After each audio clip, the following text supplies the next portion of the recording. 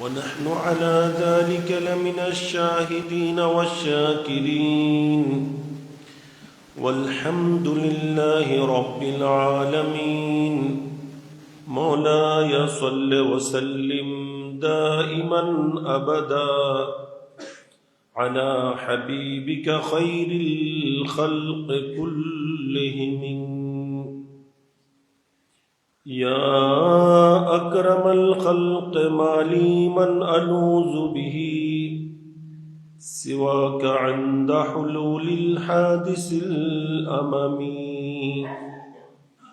صلى الله على النبي الأمي وآله صلى الله عليه وسلم صلاة وسلاما عليك يا رسول الله. صلى الله على النبي الأمي وآله صلى الله عليه وسلم صلاة وسلاما عليك يا رسول الله. صلى الله على النبي الأمي وآله صلى الله عليه وسلم صلاة وسلاما عليك يا رسول الله.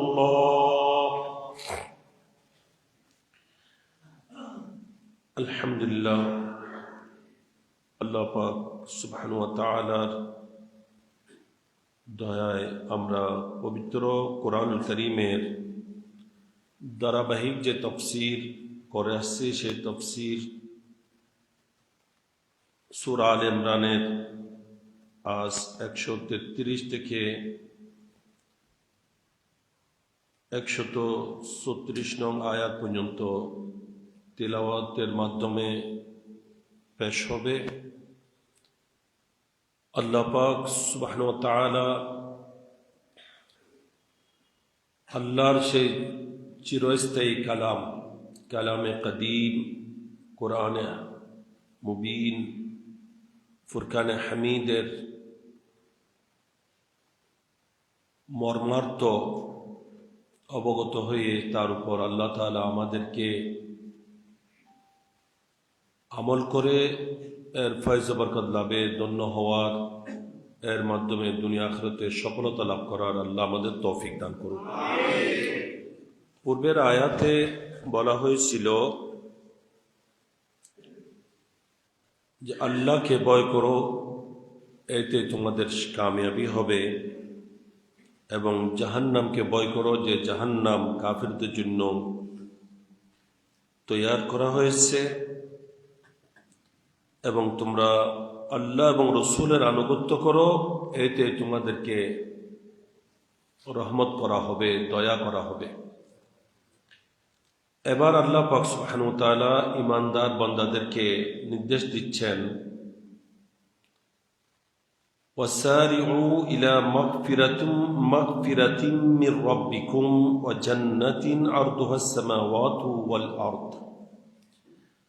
আল্লাহ তাআলা বলেন যে তোমরা দ্রুত অগ্রসর হও ইলা মাগফিরাতিন মির রাব্বিকুম, তোমাদের প্রভুর পক্ষ থেকে ক্ষমা পাওয়ার জন্য, ক্ষমার দিকে, এবং ওই জান্নাত, ওই বেহেশতের দিকে, যে বেহেশতের প্রশস্ততা সমস্ত আসমান ও জমিনকে বেষ্টিত করে। পুরা জমিন যেখানে, পুরা আসমান যেখানে এসে যাবে, যার প্রশস্ততা এত। উইদ্দাত লিল মুত্তাকিন, ওই জান্নাতটা মুত্তাকিনদের জন্য, যারা খোদা বিরু তাদের জন্য এই জান্নাত তৈয়ার করা হয়েছে। এখানে আল্লাহ পাক সুবহানাহু ওয়া তাআলা আল্লাহর ক্ষমা পাওয়ার জন্য এবং জান্নাত লাভের জন্য দ্রুত অগ্রসর হওয়ার নির্দেশ দিয়েছেন। এর অর্থ হলো যে নেক কাজে, ভালো কাজে, যে কাজ করলে আল্লাহর পক্ষ থেকে দয়া পাওয়া যাবে, ক্ষমা পাওয়া যাবে, যে কাজ করলে পরকালে জান্নাত লাভ হবে, সেই কাজ করার মধ্যে যেন আমরা দ্রুত অগ্রসর হই, জলদি করি, তাড়াহুড়া করি, এগুলাতে যেন আমরা দেরি না করি, বিলম্ব না করি, অলসতা না করি।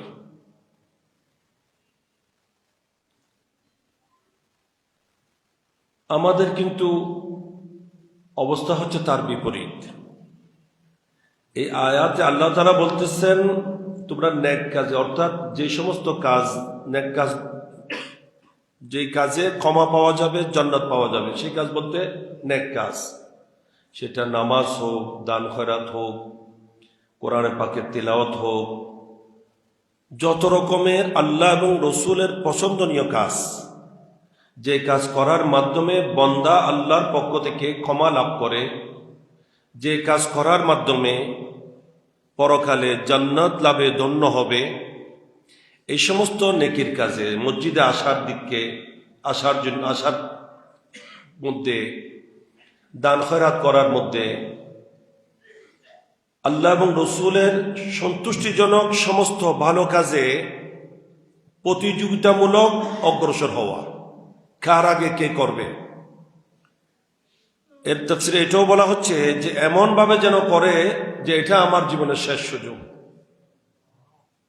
এই যে আজকে আমরা জুমায় আসছি, এটা এই খেয়ালে আসতে হবে যে হয়তো জুমা পরে আবার আসর পর্ব, সেই গ্যারান্টি আমার নেই। এটাকে জীবনের শেষ নামাজ মনে করে, শেষ সুযোগ মনে করে, সেইভাবে দ্রুত এটার জন্য, নামাজের জন্য অগ্রসর হবে। কিন্তু আমাদের অবস্থা তার বিপরীত। আমরা দেখা যায় মসজিদে আসার সময় দেরিতে আসি, কারণ মসজিদে আসা হয় নামাজের জন্য, আর মসজিদ থেকে যাওয়ার সময় কার আগে কে যাবে সেটার প্রতিযোগিতা। আসার সময় প্রতিযোগিতা নেই, অথচ আল্লাহ এবং রসুল আমাদেরকে নির্দেশনা দিচ্ছেন আসার সময় প্রতিযোগিতা করার জন্য। আমরা যাওয়ার সময় প্রতিযোগিতা করি, অথচ মসজিদে আসতেছি আল্লাহর সন্তুষ্টি লাভের জন্য, আল্লাহর ক্ষমা পাওয়ার জন্য, জান্নাত পাওয়ার জন্য। আল্লাহ বলছেন এটাতে দ্রুত আসো, এটাতে আগে ভাগে এসো, প্রতিযোগিতামূলক আসো। এমনও দেখা যায় হয়তো দ্বিতীয় খুতবা শেষ হচ্ছে, তখনও মুসল্লি আসতেছে। এমন মুসলমান হয়তো জানে না মসজিদে কখন আসতে হয়, আল্লাহু আকবার কখন বলা হয়েছিল, হাইয়া আলাস সালার আহ্বান কখন দেওয়া হয়েছিল, এই খবরও নাই। হ্যাঁ, মসজিদ থেকে যাওয়ার সময় কিন্তু প্রতিযোগিতা, কার আগে কে চলে যাবে। কারণ ওই সময় তো যায় খাবারের জন্য প্রতিযোগিতা করি। আমরা দেখা যায় কোনো জিয়াফতে, কোনো মেজবানে, কোনো খানা পিনার দাওয়াতে গেলে তখন ও মসজিদে হয়তো প্রথম কাতারে আসতে আমরা লজ্জাবোধ করি, না আপনি যান।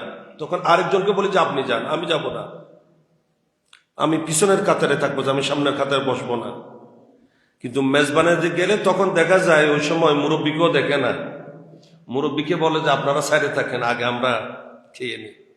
ওই সময় কিন্তু আমরা ঠিকই প্রতিযোগিতা করি, কার আগে কে চেয়ার ধরবে, কার আগে কে আসন গ্রহণ করবে, এটার জন্য ঠিকই প্রতিযোগিতাটা আমরা করি। কিন্তু মসজিদে আসার ক্ষেত্রে, ইবাদত করার ক্ষেত্রে, বন্দেগী করার ক্ষেত্রে আমরা সেই প্রতিযোগিতা করি না, দ্রুত অগ্রসর হই না। আল্লাহ বলছেন না বন্দা, এটা তোমাদের ভুল সিদ্ধান্ত। তোমরা, আমি আল্লাহর, তোমাদের প্রভু আমি আল্লাহ, সে প্রভুর ক্ষমা পাওয়ার জন্য এবং জান্নাত লাভের জন্য তোমরা প্রতিযোগিতা করো, দ্রুত অগ্রসর হও। এরপর আল্লাহ তাআলা বলছেন যে জান্নাতের দিকে আসার জন্য বলছি, জান্নাত সম্পর্কে একটু শুনো, জান্নাত সম্পর্কে একটু শুনো। আরদুহাস সামাওয়াতু ওয়াল আরদ, আল্লাহ বলছেন জান্নাতের দৈর্ঘ্যের কথা বলছি না, প্রশস্ততার কথা বলছি। প্রস্থ, আরজ বলা হয় প্রস্থকে, তোল বলা হয় দৈর্ঘ্যকে। যারা প্রবাসী বিদেশ ছিলেন তারাও জানে এগুলা। আল্লাহ বলছেন তোলের কথা বলছি না, দৈর্ঘ্যটা থাক, প্রস্থটা শোনো। জান্নাতের প্রস্থটা কত? 7 আসমান 7 জমিন একটার পাশে একটা বিছাইলে, একটার সাথে একটা ফিট করলে যত বড় হবে। এখন জমিন 7টা, একটার উপর একটা, আসমান 7টা, একটার উপর একটা, কিন্তু আল্লাহ বলছেন এখানে জান্নাত 7টা, আসমান 7টা,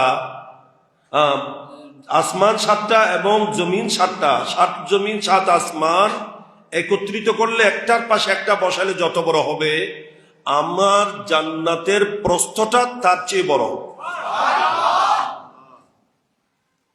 এখন প্রস্থের যদি এই অবস্থা হয়, দৈর্ঘ্যের অবস্থা কি হবে? সুবহানাল্লাহ। আল্লাহ বলছেন উইদ্দাত লিল মুত্তাকিন, এটা আমি মুত্তাকিন বান্দা যারা, খোদাবিরু যারা, তাদের জন্য আমি নির্মাণ করেছি, তাদের জন্য এটা তৈয়ার করেছি। সুবহানাল্লাহ। এই জন্য এই মুত্তাকিন যারা, আল্লাহর হাবিবের উম্মতের মধ্যে মুত্তাকিন যারা, তাদের মধ্যে সবচেয়ে বড় মুত্তাকিন যিনি, মুত্তাকি যিনি, খোদাবিরু যিনি, যাকে কোরআনে আল্লাহ তাআলা আতকা বলেছেন। আতকা মানে সবচেয়ে বেশি খোদাবিরু, সুপারলেটিভ ডিগ্রি। ইনি হচ্ছেন সৈয়দনা সিদ্দিক আকবর রাদিয়াল্লাহু তাআলা। সিদ্দিক আকবর রাদিয়াল্লাহু তাআলার জান্নাতটা কত বড় হবে? জিবরাইল আমিন আল্লাহর কাছে জানতে চাইলেন যে আল্লাহ, সিদ্দিক আকবরের জান্নাতটা একটু পরিদর্শন করার সুযোগ আমাকে দাও। আল্লাহ বলছেন যাও। সিদ্দিক আকবর রাদিয়াল্লাহু তাআলার জান্নাতে জিবরাইল আমিন প্রবেশ করলেন। যে জিবরাইল আমিন আলাইহিস সালামের 600 ডানা, এক একটা ডানা বাইনাল মাশরিকে ওয়াল মাগরিব, মা বাইনাল মাশরিকে ওয়াল মাগরিব, পূর্ব প্রান্তে করলে এটা পশ্চিম প্রান্তে পৌঁছবে। এইরকম 600 ডানার অধিকারী হচ্ছেন জিবরাইল আমিন। একসাথে জিবরাইল আমিনের 600 ডানা ব্যবহার করা হয় না, তবে ওনার গতির দ্রুততা, ওনার চলার গতিটা কেমন, যে জিবরাইল আমিন আলাইহিস সালাম এই দুনিয়ার জমিনে দ্রুত 4 বার এসেছিলেন ওনার গতি নিয়ে, আপন গতিতে। তোর মধ্যে যখন সাইয়েদনা ইব্রাহিম আলাইহিস সালামকে নমরুদের অগ্নিকুণ্ডে নিক্ষেপ করে দেওয়া হয়েছে, রশি কেটে দেওয়া হয়েছে, উনি পতিত হচ্ছেন কুফে অগ্নিকুণ্ডে। আল্লাহ বলছেন জিবরাইল তাড়াতাড়ি যাও, আমার বন্ধু গিয়ে পৌঁছার আগে অগ্নিকুণ্ডকে ফুলের বাগান বানিয়ে দাও। ইব্রাহিম আলাইহিস সালাম অগ্নিকুণ্ডের উপর নিক্ষেপ হচ্ছেন, ওদিকে জিবরাইল আমিন সিদরাতুল মুনতাহা মানে 7 আসমান ঊর্ধ্বে, 7 আসমান ঊর্ধ্বে, এক এক আসমানের বেশ এক এক আসমানের এই যেটা এই কি বলে এটাকে হাইট হচ্ছে 500 বছরের রাস্তা। এক আসমান থেকে আরেক আসমানের দূরত্ব 500 বছরের রাস্তা। এভাবে 7 আসমান মানে 7000 বছরের রাস্তা। এরপর সিদরাতুল মুনতাহা, এখান থেকে জিবরাইল আমিন আসতে কত সময় লেগেছে? বলে যে সময় লাগেনি। এখন ইব্রাহিম খলিলুল্লাহ আলাইহিস সালাম কুফে নিক্ষেপ হন নাই, ওনাকে নিক্ষেপ করা হয়েছে, উনি পড়তেছেন, পড়ার আগে জিবরাইল আমিন ওখানে ফুলের বাগান পরিণত করার জন্য হাজির হয়ে গেছেন। যখন হযরত সাইয়েদনা ইউসুফ আলাইহিস সালামকে ভাইয়েরা কুফের মধ্যে নিক্ষেপ করছিলেন, তখন আল্লাহ বলছেন জিবরাইল দ্রুত যাও, কুফে ফেলে দিয়েছে। এর পড়ার আগেই জিবরাইল আমিন এসে সেখানে হাজির। এভাবে ইসমাইল আলাইহিস সালামের গলার উপর যখন ইব্রাহিম আলাইহিস সালাম ছুরি চালিয়ে দিয়েছেন, ইনি বিসমিল্লাহ আল্লাহু আকবার বলে ছুরি চালিয়ে দিয়েছেন চোখ বন্ধ অবস্থায়। আল্লাহ বলেন জিবরাইল এখনো অপেক্ষা, তাড়াতাড়ি যাও। কি করব? বেহেশতে যাও, ওখান থেকে একটা দুম্বা নাও, ওই দুম্বাটা নিয়ে ইব্রাহিমের ছুরি বসিয়েছে, সেটা সামনে যাওয়ার আগেই ইসমাইলকে সরিয়ে তার জায়গায় দুম্বাকে চাইতে করো। এত দ্রুত সেখান থেকে এসেছেন। সে জিবরাইল আমিন সাইয়েদনা সিদ্দিক আকবর রাদিয়াল্লাহু তাআলা, যার ওফাত শরীফ উরসে পাকে পবিত্র যাবে, যিনি নবীদের মধ্যে আমাদের নবী সর্বশ্রেষ্ঠ, আর উম্মতের মধ্যে যিনি সর্বশ্রেষ্ঠ, সিদ্দিক আকবর। ওনার জান্নাত পরিদর্শন করতে গেলেন জিবরাইল আমিন আলাইহিস সালাম। তখন জিবরাইল আমিন আলাইহিস সালাম সিদ্দিক আকবর রাদিয়াল্লাহু তাআলা আনহুর একটা গাছের, জান্নাতের একটা গাছের ছায়ার মধ্যে ওড়াল দিলেন, ওড়া আরম্ভ করলেন তার 600 ডানা নিয়ে, সর্বোচ্চ গতি নিয়ে। 6 মাস অতিক্রম হয়ে গেছে, এখনো সে গাছের ছায়া শেষ হয় নাই। এবার গাছটা কত বড়, এবার সিদ্দিক আকবরের জান্নাতটা কত বড়।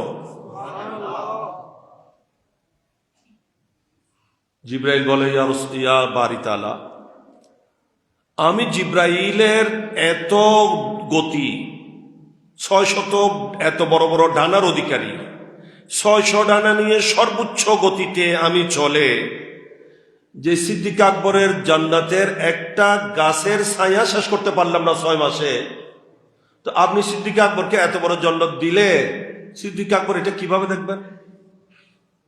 দিবেন তো ঠিক আছে, কিন্তু এটা তো উনি পরিদর্শনও তো করতে পারবেন না। ওনার সেই ক্ষমতা কি আছে? উনি কিভাবে এটাকে পরিদর্শন করবেন যেখানে আমি জিবরাইল করতে পারছি না? আল্লাহ বলেন, তাহলে তুমি একটা কাজ করো, তুমি মানব রূপে মসজিদে নববী শরীফের গেটে গিয়ে দাঁড়াও। যখন এই সিদ্দিক আকবর আসবেন তাকে জিজ্ঞাসা করবে যে বলেন দেখি জিবরাইল কোথায়। জিবরাইল এসে গেল মসজিদে নববী শরীফের দরওয়াজায়।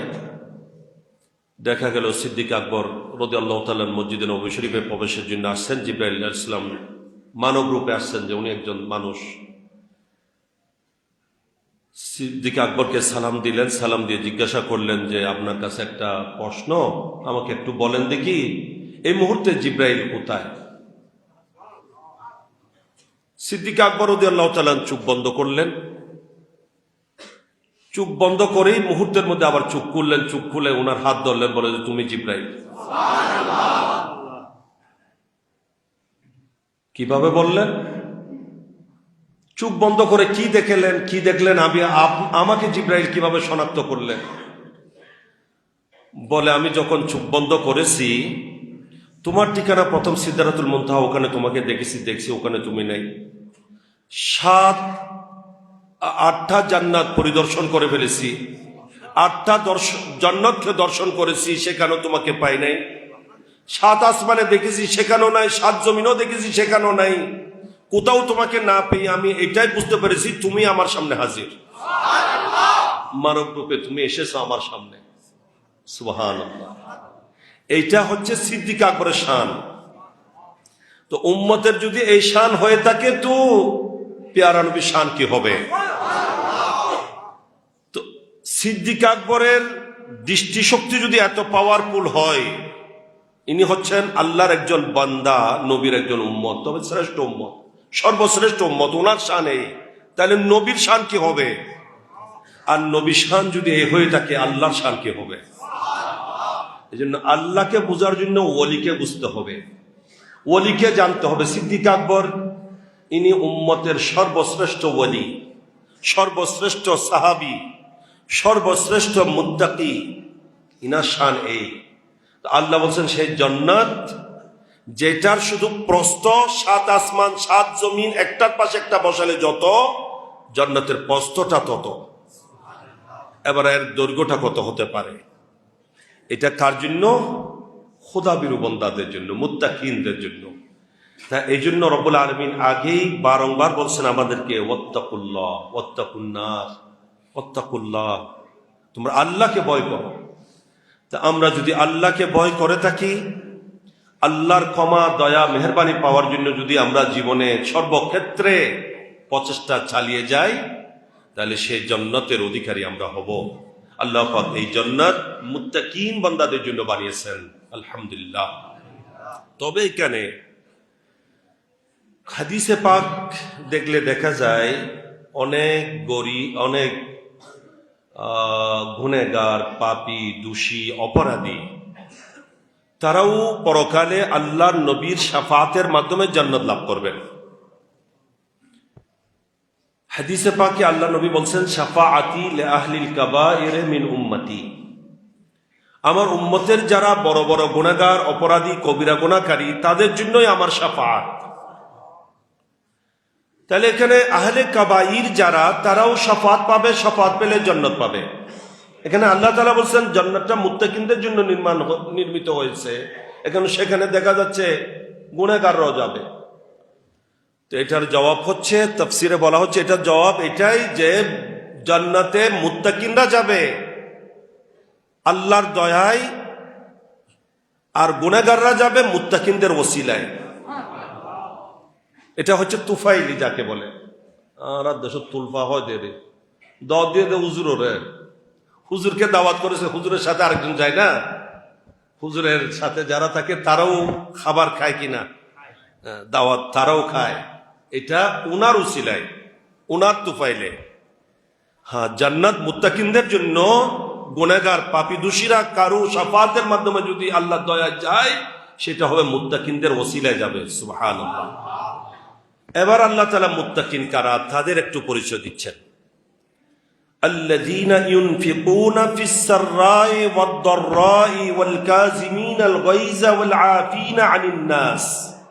আল্লাহ বলেন মুত্তাকিন বান্দা ওরা যারা ব্যয় করে, আল্লাহর রাস্তায় দান করে, সুখে, ফিস সাররা, সুখে, ভালো যখন আছে, সুখ শান্তি আছে, কোনো অসুবিধা নাই, কোনো সমস্যা নাই, বিপদে পড়ে নাই, তখনও আল্লাহর রাস্তায় দান করে। বিপদে পড়লে তো অনেকে দান করে, স্বাভাবিক এটা। হ্যাঁ, আল্লাহ বলছেন না, আমার যারা মুত্তাকিন বান্দা এরা সুখেও আল্লাহর রাস্তায় দান করে। এই জন্য তাফসীরে আসছে, আপনি বিবাহ শাদী করছেন, সেই সময়ও ওয়ালিমা করছেন, ভালো খাবার মানুষকে দিচ্ছেন, গরিব দুঃখীকে খাওয়ালেন, দান সদকা করলেন। আপনাকে আল্লাহ তাআলা নিয়ামত দিয়েছেন, ছেলে সন্তান আকিকা করলেন, মানুষদেরকে খাবার খাওয়ালেন, মানুষকে দান করলেন, দান সদকা করলেন। কোথাও থেকে টাকা পেয়েছেন, কিছু টাকা মসজিদের জন্য দান করলেন, মাহফিলের জন্য দিলেন। এভাবে যা করবেন এগুলা হচ্ছে ফিস সাররা, সুখের দান। ওয়াদ দাররা, দাররা মানে দুঃখে, সুখেও দান করে, দুঃখেও দান করে, বিপদে যখন পড়েছে তখনও দান করে। এগুলা হচ্ছে মুত্তাকিনদের বৈশিষ্ট্য। ওয়াল কাযিমিনাল গায়জ, যারা গুসাকে হজম করে, রাগ গুসাকে কি করে, নিবারণ করে, ধরে রাখে। রাগ এসেছে কিন্তু সেই রাগ মতো কাজ করে না, রাগকে হজম করে, রাগকে সংবরণ করে। ওয়াল আফিনা আনিন নাস, মানুষদেরকে ক্ষমা করে, মানুষদেরকে ক্ষমা করে। ক্ষমা মহত্বের লক্ষণ। তবে এই ক্ষমা হচ্ছে আমার যেটা অধিকার, আমার যেটা বন্দার হক, আমার হক আমি ক্ষমা করতে পারবো। যে এখানে আল্লাহর হক ক্ষমা করার বিষয় না। আবার দেখিয়েন, এই জন্য জেনাকারী বেবিচারীকে দৌড়া মারা, শরাব পানকারীকে দৌড়া মারা, চুরকে হাত কেটে দেওয়া, এগুলা ক্ষমা করার অধিকার বন্দার নেই।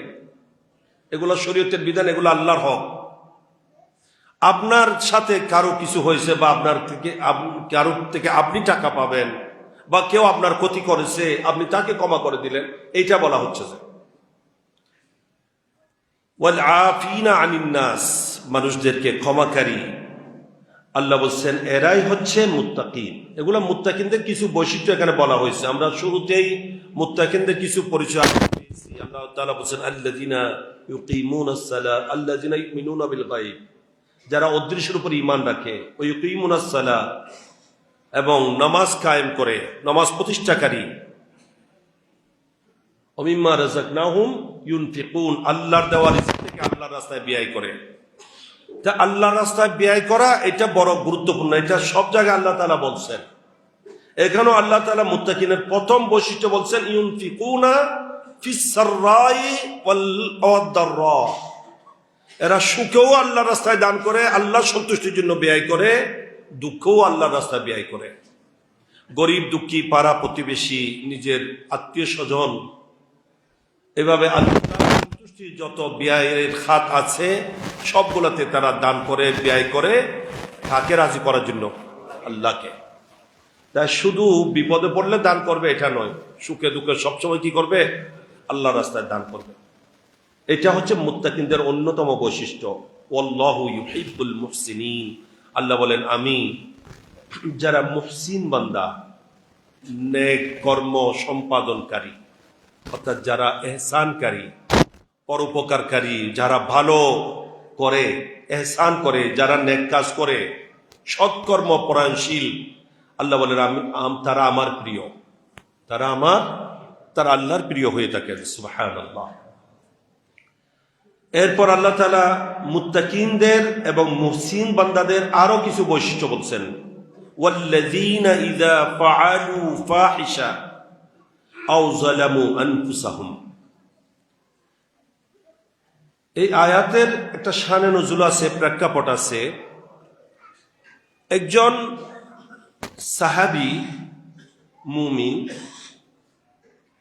ওনার দোকানে, খেজুরের দোকানে একজন সুন্দরী মহিলা আসলো, ছোট মেয়ে, খেজুর নেওয়ার জন্য।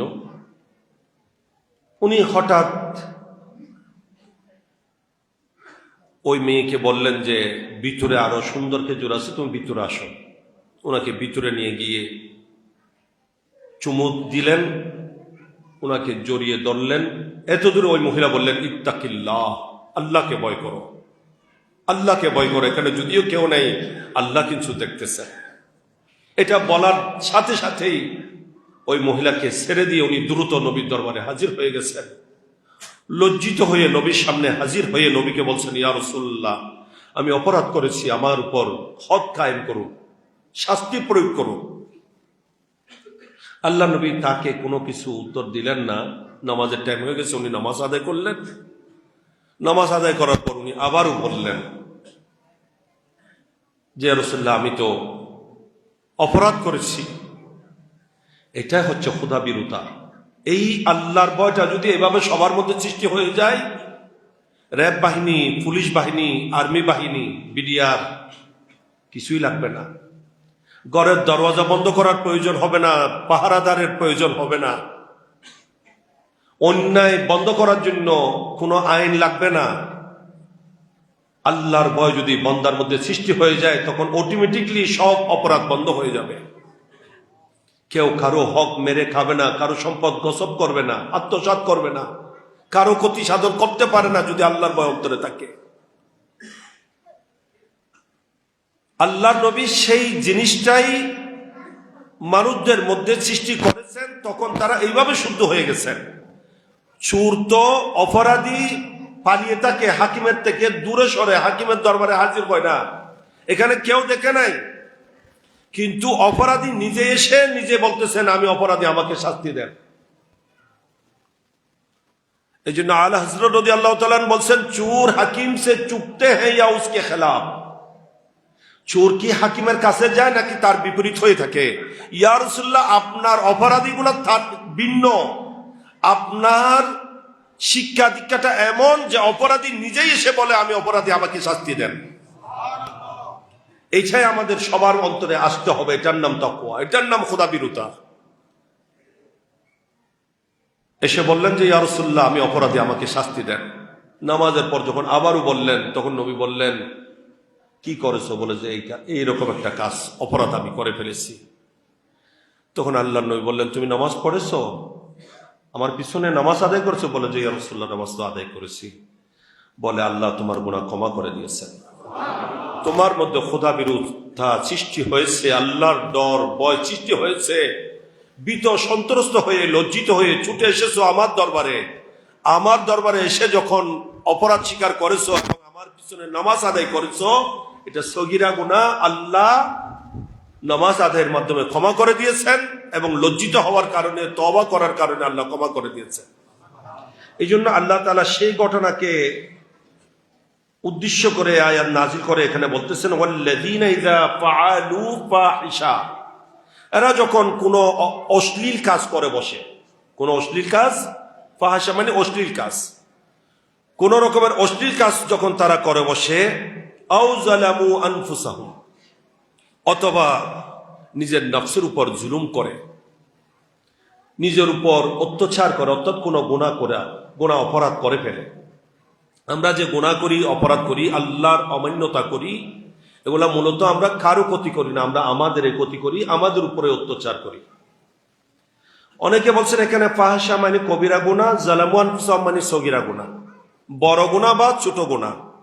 যে অপরাধ করুক, যাকারুল্লাহ, যখন আল্লাহর স্মরণ হয়ে যায়, যেমন নাকি ওনাকে যখন ওই মহিলা বললেন ইত্তাকিল্লাহ, ও বান্দা আল্লাহকে ভয় করো, সাথে সাথে উনি ওই মহিলাকে ছেড়ে দিয়ে চলে আসলেন নবীর দরবারে।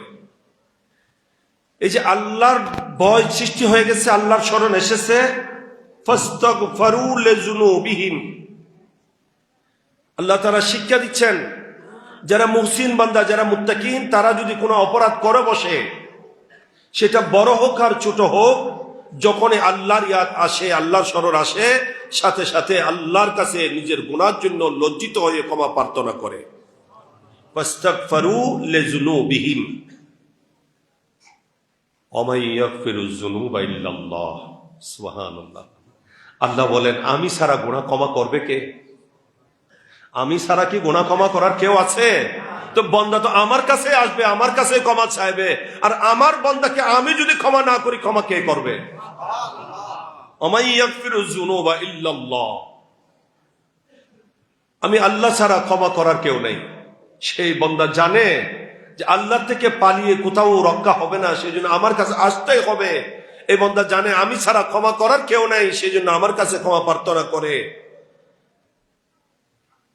ওয়ালাম ইউসিররু আলা মা ফাআলু, এখানে আল্লাহ তাআলা আরেকটা বিষয় অ্যাড করছেন, যুক্ত করছেন, অনেকটা একটা শর্ত আরোপ করছেন। আল্লাহ বলছেন ক্ষমা পাওয়ার জন্য, তওবা কবুল হওয়ার জন্য একটা জিনিস অবশ্যই লাগবে, সেটা হলো ওয়ালাম ইউসিররু আলা মা ফাআলু ওয়া হুম ইয়ালামুন। জেনে বুঝে যে কাজ করেছে, যেই অপরাধ একবার করেছে, এই অপরাধ থেকে তওবা করছে, ওই অপরাধের জন্য ক্ষমা প্রার্থনা করছে, সে অপরাধটা পুনঃবার আর করবে না। এই জন্য আইম্মায়ে কেরাম, মুফাসসিরিনে কেরাম বলতেছেন যে তওবা কবুল হওয়ার জন্য প্রথমত তো দুইটা জিনিস লাগবে। একটা হলো যা করেছে, যে অপরাধ হয়েছে, এই অপরাধ, যে অপরাধ সংগঠিত হয়েছে, সেই অপরাধ, সেই গুনাহ, সেই নাফরমানির জন্য লজ্জিত হওয়া, এটা এক নম্বরে লাগবে। আমি গুনাহ অপরাধ করার পরও আমার মধ্যে কোনো লজ্জাবোধ নাই, আমি আল্লাহর ভয়ে কম্পমান হচ্ছি না, আমার অন্তর কাঁদছে না, আমার চোখ দিয়ে পানি নাই, ড্যাম কেয়ার। অপরাধ করার পরও মনে করছি না আমি কোনো অপরাধ করি নাই না যেন। প্রথমত তো অপরাধের, যে অপরাধ হয়েছে সে অপরাধের জন্য লজ্জিত হতে হবে, সে অপরাধের জন্য ক্ষমা প্রার্থনা করতে হবে, সে অপরাধের জন্য নিজের মধ্যে ভয় সঞ্চার হতে হবে, ভীতি সঞ্চার হতে হবে। এবং আরেকটা হচ্ছে সেই ধরনের অপরাধ আগামীতে না করার একটা সংকল্প অন্তরে আসতে হবে, যে আল্লাহ ভুল করেছি আর করব না। এই জন্য বলা হচ্ছে ওয়ালাম ইউসিররু, ইসরার থেকে বারবার করা, ওয়ালাম ইউসিররু আলা মা ফাআলু। আল্লাহ বলছেন যেটা করেছে, যে কাজ করেছে, সেই অন্যায় অপরাধের কাজ, নাফরমানির কাজ আর করবে না, এটা বারবার করবে না। ওহুম ইয়ালামুন, জেনে বুঝে আর করবে না। তখন তাদের জন্য আমি আল্লাহ ক্ষমা রেখেছি, দয়া রেখেছি, জান্নাত রেখেছি। এরপরে বলছেন আল্লাহ তাআলা উলাইকা জাযাউহুম মাগফিরা, উলাইকা জাযাউহুম মাগফিরাতাম মির রাব্বিহিম, ওরা যাদের প্রতিদান হচ্ছে, যাদের জন্য আমি আল্লাহর পক্ষ থেকে পুরস্কার হচ্ছে, যে তাদের প্রভুর পক্ষ থেকে তাদের জন্য ক্ষমা, তাদের জন্য ক্ষমা। ওয়া জান্নাতুন তাজরি মিন তাহতিহাল আনহার, এবং তাদের জন্য এমন বেহেশত এবং জান্নাত আমি রেখেছি যার নিচ দিয়ে ঝর্ণা দ্বারা প্রবাহিত, খালিদিনা ফিহা, এবং সেই জান্নাতে তারা চিরস্থায়ীভাবে থাকবে। এই নয় যে কিছুদিন থাকার পর এই সুযোগ চলে যাবে, আবার বাহির করে ফেলা হবে, সে কথা নয়। এবং সেখানে চিরস্থায়ী জীবন, সে তার, যার পর আর মৃত্যু নেই। ওয়া নি'মা আজরুল আমিলিন, আল্লাহ বলেন নেক আমলকারীদের জন্য কতই না উত্তম প্রতিদান, কতই না উত্তম প্রতিদান। তা আমরা দুনিয়ার জীবনে একটু হয়তো কষ্ট স্বীকার করে গভীর রাতে উঠে ঠান্ডা পানি দিয়ে অজু করছি, তাহাজ্জুদ পড়ছি, ফজর নামাজ আদায় করছি, ঘুম যেতে মন চাইল না ঘুমিয়ে কোরআন তেলাওয়াত করছি, জিকির ও আজকার করছি, দরুদ ও সালাম পড়ছি, জুমাতে আসছি আগে ভাগে, জুমা থেকে যাচ্ছি দেরিতে, নামাজ কালাম পড়ে নবী দরুদ সালাম পড়ে দোয়া মোনাজাত করে যাচ্ছি। এগুলো করতে হয়তো একটু কষ্ট হচ্ছে না, তবে এটার প্রতিদানটা এত বেশি, এত ব্যাপক, এত বড়, এত মহৎ যে ওইটার সামনে এটা কিছুই না। কষ্টটা এটার সামনে চুল পরিমাণও হবে না। সুবহানাল্লাহ। এই জন্য আল্লাহ বলেন, নেক আমলকারীদের জন্য আমি যেই প্রতিদান রেখেছি সেটা কতই না উত্তম, সেটা কতই না উত্তম। আমরা কষ্ট করলে হয়তো 20 বছর, 50 বছর, 60 বছর, না হয় 70 বছরেরই, কিন্তু আল্লাহ যেটা প্রতিদান দিচ্ছেন এটা চিরস্থায়ী, যেটার শেষ নাই। যে নিয়ামত কোনোদিন ম্লান হবে না, ধ্বংস হবে না, যেখানে আপনার জীবনে বার্ধক্য আসবে না, আপনি সারা জীবন যুবক থাকবেন, এমন জীবন আল্লাহ দেবেন যে জীবনের শেষ নাই, যে জান্নাতের শেষ নাই, খালিদিনা ফিহা, যেখানে চিরস্থায়ীভাবে থাকার সুযোগ আপনার জন্য রয়েছে। সুবহানাল্লাহ। আল্লাহ পাক সুবহানাহু ওয়া তাআলা আমাদেরকে বিষয়গুলা বুঝে আমল করার তৌফিক দান করুন, এবং আমরা বিশেষ করে অপরাধ করি একবার, এটাকে যেন বারবার না করি। বারবার করা, বারবার যদি সগীরা গুনাহ বারবার করা হয়, সগীরা গুনাহ যদি বারবার করা হয়, পুনঃবার করা হয়, সেটা সগীরা গুনাহ থাকে না, এটা কবিরা গুনাহ হয়।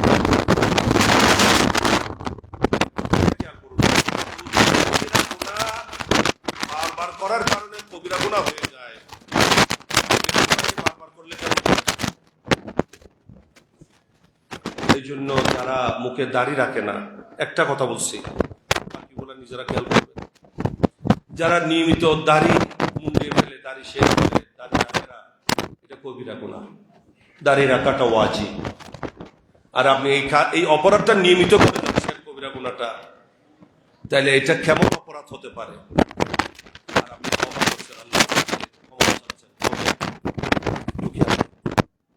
দাড়ি না রাখা কাফের মুশরিকদের আলামত, মুশরিকদের আলামত। এরা দাড়ি মুন্ডে ফেলে মুছ রাখে, তোমরা মুছ কেটে ফেলো, ওয়াফুল লোহা, দাড়িকে লম্বা করো, দাড়িকে ছেড়ে দাও। আমরা তার বিপরীতটাই করি। অনেকে আছে দাড়ি মুছ সব মুন্ডিয়ে মহিলার বেশ ধরবে, মনে হবে সেই জন্য একজন মহিলা। আল্লাহ তাকে বানিয়েছে পুরুষ, সে মহিলা সেজে যায়। এটা তাবদীলে খালকিল্লাহ, আল্লাহ সৃষ্টিকে পরিবর্তন করার শামিল। নাউযুবিল্লাহ মিন যালিক, জঘন্যতম অপরাধ। সতর্ক হন বান্দা, হায়াতের কোনো গ্যারান্টি নাই। এই দুনিয়ার সুখ, এই দুনিয়ার শৌখিনতা, এই দুনিয়ার শান্তি ক্ষণস্থায়ী, আজকে আছে কালকে নাই। চিরস্থায়ী সেই জান্নাতের নিয়ামত লাভের জন্য প্রচেষ্টা করুন। আল্লাহ পাক তৌফিক দান করুন। সম্মানিত এলাকাবাসী, আগামীকাল বাদে মাগরিব অত্র মসজিদ, যার পবিত্র নামে প্রতিষ্ঠিত, হযরতে হাজরত রওয়া মুশকিল কুশা শাহ সুফি খুশাল শাহ রাহমাতুল্লাহ আলাইহির উরসে পাকের পরামর্শ সভার আহ্বান করা হয়েছে উরুস কমিটির পক্ষ থেকে। বাদে মাগরিব অত্র মসজিদেই মিটিং রয়েছে, সকলের প্রতি দাওয়াত। যারা দাওয়াত পেয়েছেন তো পেয়েছেন, না পেলেও সকলকে জানিয়ে দেওয়া হচ্ছে। এটাকে চূড়ান্ত দাওয়াত মনে করবেন। সবাই হাজির হয়ে সুপরামর্শ দেওয়ার অনুরোধ রইল। যারা